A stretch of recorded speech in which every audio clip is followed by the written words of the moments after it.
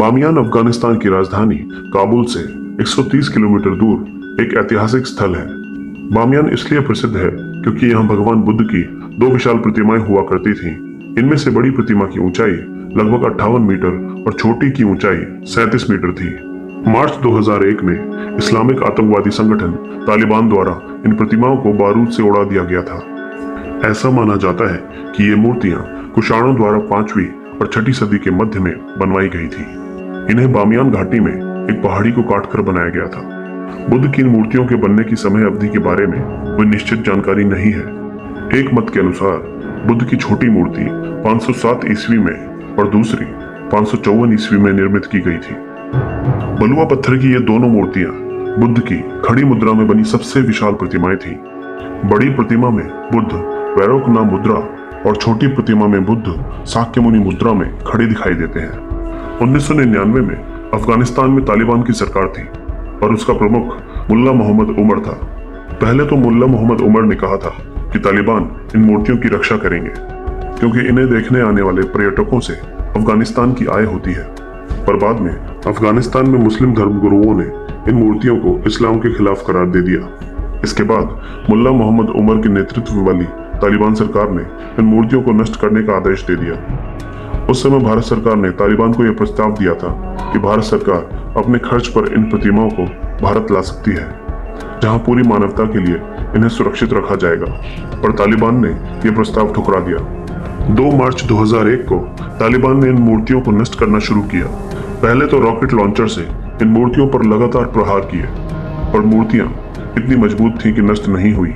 इसके बाद मूर्तियों में बने सुराखों में बारूद लगाया गया। मूर्तियों में बारूद लगाने में 3 दिन लग गए और उसके बाद इनमें विस्फोट कर दिया गया। विस्फोट से बुद्ध की छोटी मूर्ति तो काफी हद तक नष्ट हो गई, पर बड़े बुद्ध की सिर्फ टांगे ही उड़ाई जा सकी। बाद में हर रोज मूर्ति के बाकी हिस्सों में बारूद लगाकर विस्फोट किए जाते थे ताकि उन्हें पूरी तरह से नष्ट किया जा सके। बुद्ध की दोनों मूर्तियों को नष्ट करने में 25 दिन लग गए। दोनों मूर्तियों को नष्ट करने के पश्चात तालिबानी जश्न मनाने लगे। तालिबान से पहले भी इतिहास में कई कट्टर मुसलमान राजाओं ने बामियान में बुद्ध की मूर्तियों को नष्ट करने की कोशिश की थी। 1221 ईस्वी में चंगेज खान ने इन मूर्तियों को नष्ट करने की कोशिश की, पर वो असफल रहा।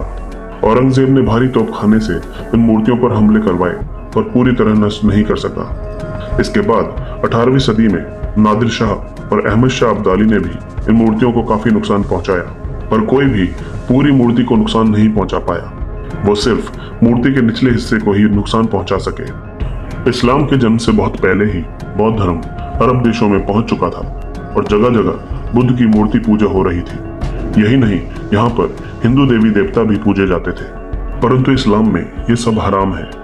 इसलिए जब मुसलमानों ने भारत पर हमला किया तो बौद्ध मठ, बौद्ध शिक्षा केंद्र और हिंदू मंदिर पहले से ही उनके निशाने पर थे। जर्मनी के म्यूनिख यूनिवर्सिटी के प्रोफेसर एरविन एमरलिंग इस मूर्ति को फिर से बना रहे हैं। वे इन दोनों मूर्तियों के 500 टुकड़ों की पहचान कर चुके हैं। वो बिना नया पत्थर लगाए इन टुकड़ों से ही इसे बनाने का प्रयास कर रहे हैं और इस काम में यूनेस्को उनकी मदद कर रहा है। जिस जगह दोनों मूर्तियां नष्ट हुई थी, उसी जगह एक बार फिर 3D तकनीक की मदद से महात्मा बुद्ध की ऐसी ही विशालकाय मूर्तियां बना दी गई थी।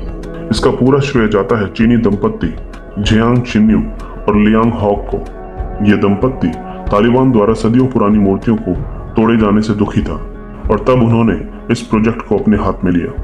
प्रोजेक्टर्स की मदद से विशालकाय होलोग्राफिक स्टैचू तैयार किए गए। इस काम को 7 जून 2015 को अंजाम दिया गया था। ये करने की अनुमति सिर्फ इसी दिन के लिए दी गई थी। इस प्रोजेक्ट पर 74 लाख रुपए का खर्च आया था। दोस्तों, आपने देखा कि किस तरह तालिबानी आतंकवादियों ने कला के इन महान नमूनों को पैरों के तले रौंद दिया।